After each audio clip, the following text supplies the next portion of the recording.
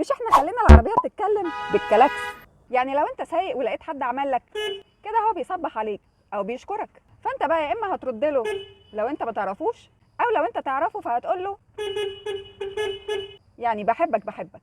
اما بقى لو انت ماشي في الطريق وحد عمل لك، فدي معناها بيقول لك انت بتعمل ايه وبيشتمك في سره. اما بقى لو اداك 3 تيت قصيرين وواحده تيت طويله، فدي شتيمه مركبه. ال3 تيت القصيرين دول يقصدك انت، اما التيت الطويله دي فهو كده بيجيب سيره ناس عزيزه عليك، ومش هينفع اوضح اكتر من كده. وانت بقى اوعى تسكت له، رد عليه بس بلغه الاشاره، تسبقه وتطلع قدامه وتديله اشاره يمين في اشاره شمال، ودي معناها كبير قوي على فكره، وغالبا هنروح نجيبكم انتوا الاثنين من الاسم بعد كده.